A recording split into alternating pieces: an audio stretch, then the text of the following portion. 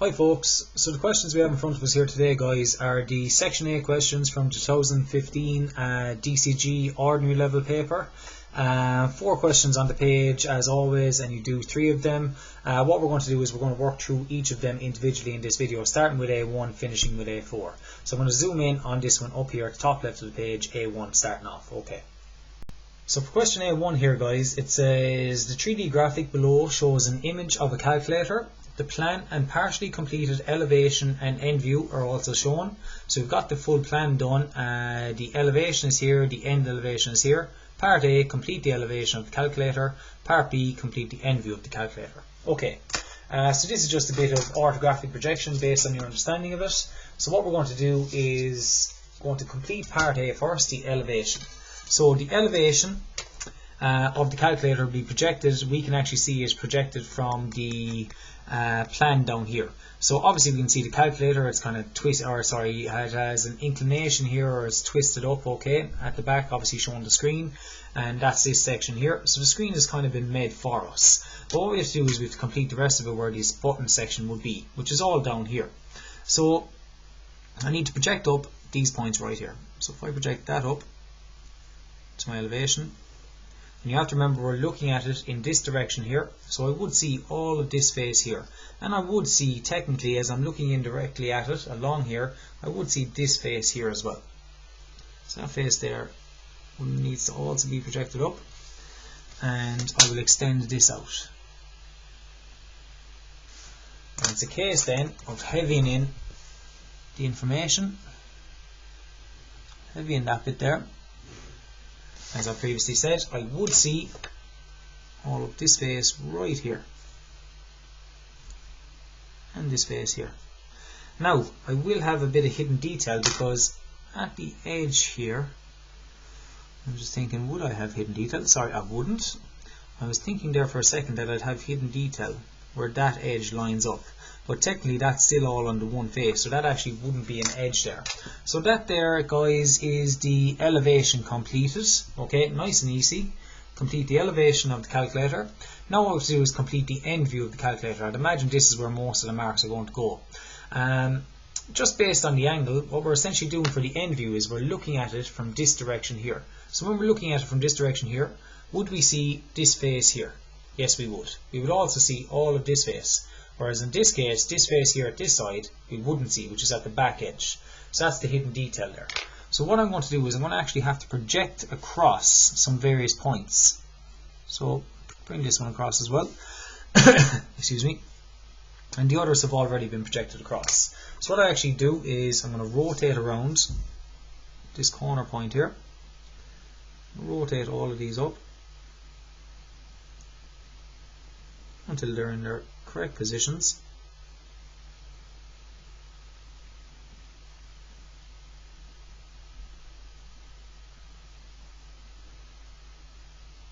So we have that one.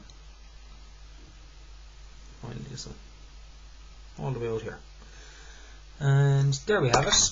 So, as I said, I'm going to complete this face here first. So I can see it's going all the way over to here. So following that across, that's that face there. That face has actually been completed for us. Now I'm going to complete this face, which comes all the way out to here. So that's simply a case of extending up this edge, extending out this here. It's a case then of heavying in that information. So there's that face completed there. Right there. So that face right there is technically this face, because remember we're looking in from this direction now for the end view.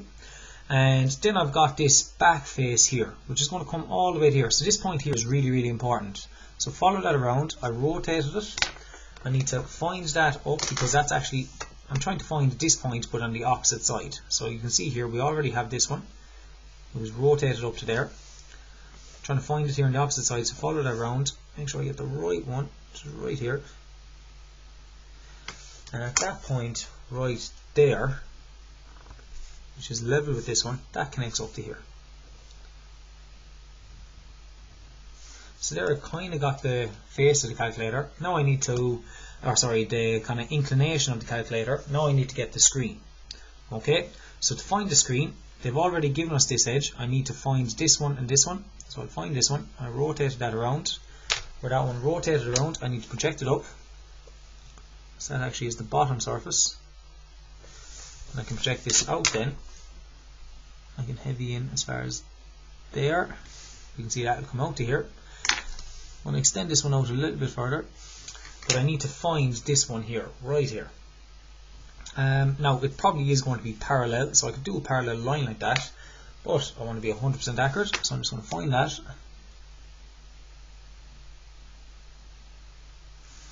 Okay, you can see where it hits there. We'll rotate that around. It's probably coming pretty much bang on that point there. You can see there's a slight gap between them. And project that up into my end elevation, and at that point right there to here, as you can see they are turning out parallel right there, and there we have our screen, okay, put in our end elevation there. So that's the end view completed. That there is simply just a little bit of orthographic projection, okay, where the calculator is inclined in relation to the vertical plane. Now what we're going to do, that's question A1 done. We're going to move to the bottom of the page and we're going to start on A2, which is a conics problem based on a parabola. Alright. So question A2, it says the graphic on the right shows an image from the Angry Birds computer game. The curve is in the shape of a parabola. So you can see here, we've kind of got this, obviously we've all played Angry Birds, and you can see the path that our Angry Bird is going to take when we obviously fire him with the slingshot. It says the drawing below shows a portion of a parabola inscribed in a rectangle A, B, C, D. So A, B, C and D, where V is the vertex of the parabola. Part A, locate the remaining points on the parabola. Part B, draw the complete parabola. Okay, so we've already kind of got a little guide here, and we're going to use these measurements here on the side to split up our side BC into an equal number of parts. Based on this, I'd assume it's going to be broken up into about 6 sections. So I'm going to take the distance from C to kind of one of these, so that distance right there, I'm going to mark it from each one. So there's the next one. The next one, I'd imagine I only need one more. That looks accurate enough there. Happy with that. Okay. Now, having split that up into 6 equal sections, so section 1, 2, 3, 4, 5, 6. I also have to split up my sections here from C to V. So sometimes you can do it by maths. In this case we can't. It's measuring 53. 53 does not divide equally into 6. If it was 58, apologies. 58 doesn't divide equally into 6. If it was 60 it would. So what I'm going to have to do here is just a simple division of lines. I'm going to do it off the top line here. So from C, I'm going to extend the line, actually do it up here, vertical. Extend the line vertically like that. And I'm going to do 6 equal measurements, okay, of 5. So 6 5s. So there's 1, 5, 10, 15, 20, 25, 30. So 5, 10, 15, 20, 25, 30. At the last one, I will connect that to V, and then use a little bit of sliding set squares to split my line up. There's 1, 2, 3, 4, 5. And every one of them, I've now split the line VC into 6 sections. Every one of these I'm going to project across. Just realised they gave us the points. I could have actually done this an easier way. I could have just measured the distance from here to here and marked it over another few times. It would have saved me doing the division of lines. I suppose it's still good to see though. Now, I've split up that section into 6 equal parts from V to C. Every one of these points on the side I'm going to connect to the vertex. That'll help me locate some further points on my parabola. So as you can see, the first one, where it hit the first one closest to the vertex, gave me a point. Second one, second furthest from from V. Third one will give me a point here. The fourth one, and finally the fifth one. So that'll help me locate points on my parabola. Here, here, and here. So it's simply a case then of sketching to the best of your ability.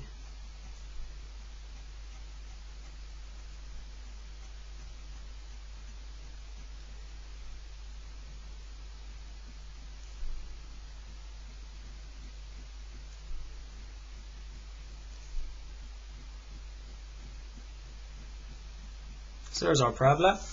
Now what we want to do is we want to get the parabola, locate the remaining points. We've done that. Draw the complete parabola, so we want to locate those points on the opposite side. This is an easy enough task, so I could do it from this point here, just use a bit of axial symmetry. Just going to come over to about there. Same from this point. Estimate about there. About there. Up to here, and that one's already got.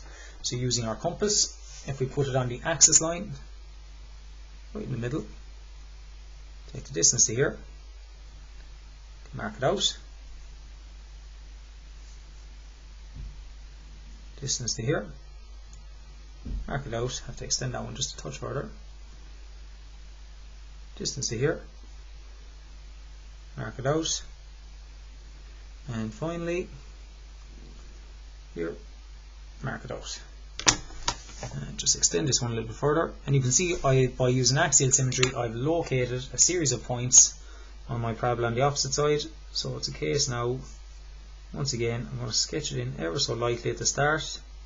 Usually you'll be doing this with a pencil, might be a little bit easier, I'm using a pen just to make it stand out further on the screen.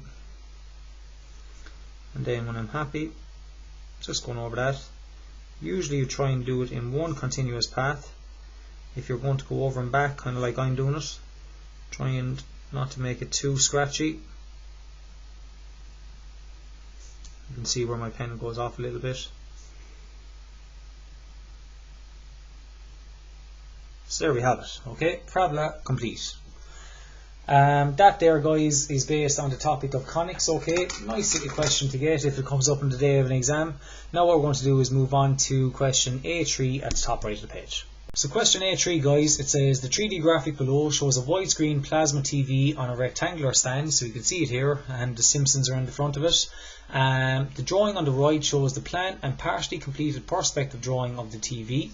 So we've got the plan view of the TV here, looking down on top of it. So that edge there is all the top surface here. And then we can obviously see the stand underneath, and then the kind of square bit, or I should say rectangular bit, that's attached, okay, attaching the stands to the TV screen. So that's kind of that stand bit there, okay, just this little bit inside here. And what we have to do is complete the perspective. So what we know about perspectives is any faces. So if we take this face here, okay, that face, which is technically this face in my plan view, that face is going in this direction. Any faces are going in this direction from the spectator will go to VP1, whereas any faces going in this direction, if I take the TV screen itself, which is from here all the way up to here, that's going in this direction. From the spectator we can see where it hit the picture plane. Any face going in that direction are going to go to VP2, and you can see they're already extending out there. So it's just a case of completing the drawing. So to be able to do this, I'm going to start off by constructing the TV, and then I'll work on the stand. So at this point right here, okay, that's the front of it. If you see it right here, I want to find the back edge. So I'm trying to find that kind of line there, and this kind of line here, and then connect them down. So from here, that face is going in this direction, so I'm going to vanish from here to VP1. And from here, I'm also going to vanish to VP1. And somewhere along those vanishing lines is this point here. So if I want to find him, I'm going to extend him down to my spectator, which is there. Usually what I do is, you can connect it the whole way, but what I usually do is, where I extend it down to the spectator, I stop it at the pitch plane, and then using a bit of sliding set squares, I'm going to project that down. And that'll actually help me locate that surface there.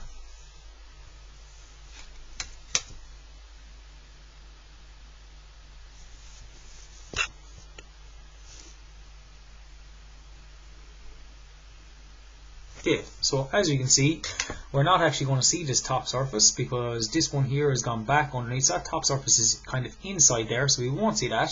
So that's as much of the TV screen we can see. So now what we have to do is we actually to work on the stand. Now, so I'm going to start off by doing this kind of structure here. I'm going to forget about this guy for a second, the grey bit in here. I'm going to work on the bottom bit first. And they've kind of given us a start point for the bottom.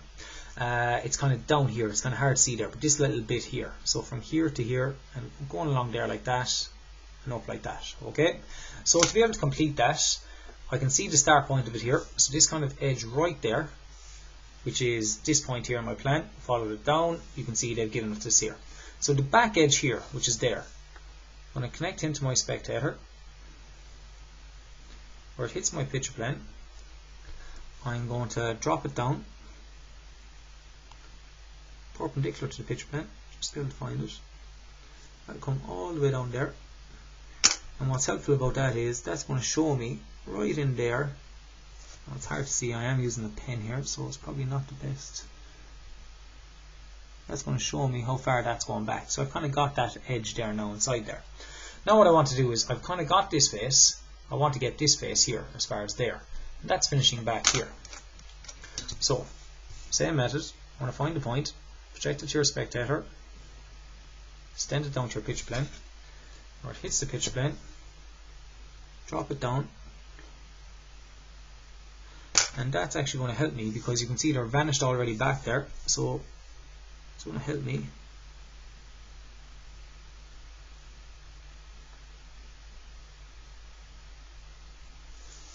locate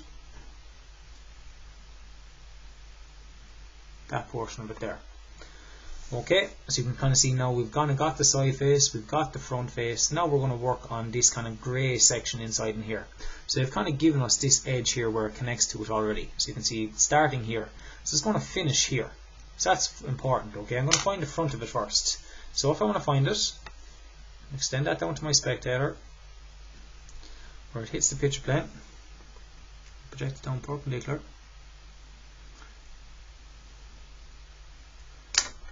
And I can find that right in there. Okay, and you can see here because the face is going of it, this face here, this kind of edge there, it's going in this direction, it's going to go out to VP2. So it's just a case of having in that section there. So I've got that.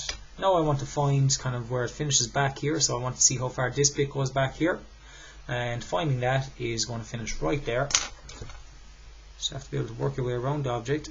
Extend that down to your spectator where it hits the picture plane. I stop, I'm going to drop that down, and once again this is coming very close, it's very intricate inside in here. So it's that little bit there, and just to heavy that in, that's that bit. Okay, so I've kind of got the little bit of a TV stand there now, and it's just a case of completing the last little bit of it. And we can see here there's obviously the other side of the stand, so this edge here, it's kind of hard to see there, but that edge right there obviously goes back here, so that's that edge there, it's going in this direction, so it's going to vanish over to VP1. So from there I'm going to vanish up to VP1, and you can see there then the bit I have to heavy in. There we have it. Okay, so quite intricate work inside in here. Okay, the TV stand itself was quite easy, but the actual the TV part was quite easy, the screen, but the stand itself was a very, very intricate work. Okay, obviously using a pen like I am just for demonstration purposes isn't the best. On today, obviously using a pencil will be a lot neater and tidier. Okay, so that's question A3 done, guys. What we're going to move on to now is question A4 at the bottom of the page. Alright. So this question here, guys, it says question A4, the drawing below shows an arrangement of circles similar to those in the toy on the right. Okay, so we kind of have a toy image here on the right, and it actually looks like they're gears. Okay, so the teeth are interlocking or meshing with each other. So obviously if this one is spinning this way, if I just show you the direction there. So if that one was kind of spinning, let's say in a clockwise direction, what that's going to actually do is by spinning it that way, I'm just thinking sometimes I'm mixing up my gears here, spinning it this way, that's going to actually spin it up in that direction then, and so forth. Okay, yeah, so it's going to spin this way, so this one's going to spin up in this direction. Likewise, that has an effect on this one, which will have an effect on this one, and so on. Okay. Anyway, what we have to do, it says here, is the drawing below shows an arrangement of circles similar to those in the toy on the right. The horizontal line RS, okay, and circles A and B are in fixed positions. So RS, circle A and B are in fixed positions. So this is technically, let's say this is A here, and this is B. Okay, so A is here, B is here, A, B. It says circle C and D are free to move. So they've given us circle C, and obviously we have the radius for it, and they've also given us circle D, and we obviously have the radius for it. It says part A, redraw circle C when it has been moved to position C1. So we want to take this guy, and we want to put him down here, and he's in contact with circles A and B. So we want to put this guy in such a way that it's both touching circle A and circle B. And then part B, redraw circle D when it has been moved to position D1, so that it's in contact with circle B and the line RS. And then part C, show all points of contact. So this is actually circles in contact. This is something that would have been done maybe in second year technical drawing as well, okay, if you had done it for junior cert. So what we're going to do is we're going to take the radius, first of all, on our compass of circle C. So I'm going to get that distance right there, and I want to be 100% accurate with this. I'm going to take that radius right there. So I've got that radius, I'm happy with that. I'm going to keep that here.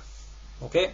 And what I want to do is essentially, I want this circle C, to touch circle A. And if it's going to touch it, essentially, all I'm going to do is I'm going to have, for it to touch it, that radius is essentially going to be added on to circle A. So from circle A, I'm going to do a line up here like this. I'm also going to do the exact same from circle B. So if I was to connect on circle C onto this, the radius of circle C is going to touch it just the exact distance away from the circumference of circle A. So technically that distance there that I've marked from here up to here, which is the radius of circle C, if I was to draw a circle there, using that radius now, that technically is a circle which has the same radius as C that touches circle A. Okay, so I've marked out the distance of the radius of C out from A. Likewise, I'm going to do the same from B. I'm going to mark the radius of circle C out from B. Now what I have is a circle with a radius C, okay, marked out from B and A. So if I was to swing from B, an arc, that arc is always the radius of circle C away from the center of B. Likewise, if I was to swing an arc from A, that is always the same distance away from circle A as the radius of C. Where those two arcs cross each other is the center of my new position for circle C. So, using, I'll just switch up my pen here quickly. I'm going to take now the radius, as I said previously, from circle C. And I would always draw it so with the new center, and hopefully it works out. So that one I'm happy with, it looks to be fine. This one seems to be okay as well. Right in the middle of it, right there, happy with that.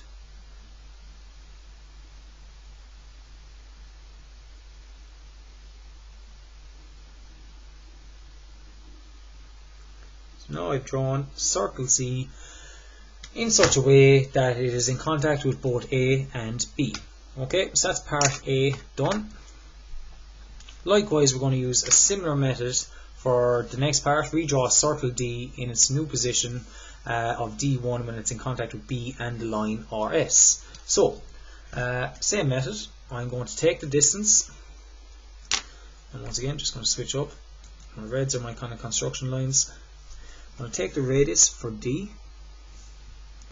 have that marked on my compass, so I've got that marked right there. Okay, and what I'm actually going to do is I'm going to add that on to B again. I'll mark it at the top, same thing. Okay, so that was the radius. So this is the radius for C, to show you that, and then that was the radius out from B to D. And somewhere, if I was to have that as the center of D, okay, I could draw in a circle D there that's connected to B, and I could revolve that around, or rotate that around, not revolve, rotate that around, and somewhere along that rotator, somewhere down here, okay, is going to be the center of my circle D when it's in contact with B and the line RS. And that distance that I had previously marked for D there, okay, I could also extend that up. I'll just do a line here like that down to my line RS and mark that distance up. And that distance, which was the radius of D, if I've marked that up, I can now extend that across,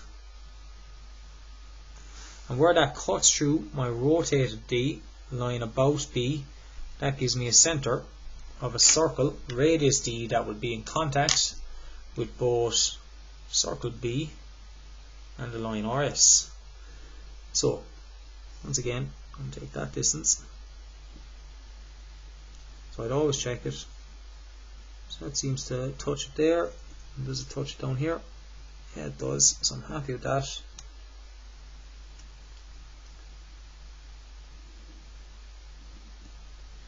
Ooh, try not to slip. So there we have it. Okay. So there is circle D with the radius, and now that's touching the line RS and circle B. Part B or part C, show all points of contact. Okay, if I wanted to show the point of contact between any circle, what I do is I join the centers. So I'm going to join circle C to A, and the point of contact is going to be right there. POC is usually how I identify it. Now I can identify it between circle B and C.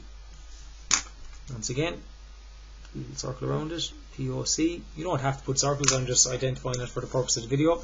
Likewise with circle B and D. Once again, points of contact. And finally, circle A is touching the line RS right here. So you can see the angle there is perpendicular. So that's a point of contact, POC. And then likewise with D, where that's touching the line RS is right here. So once again, POC. There is another point of contact. Okay, so that's part C done. Show all points of contact. That there, guys, is the 2015 short answer questions. Okay, hope you found them helpful. That's the worksheet done. Okay.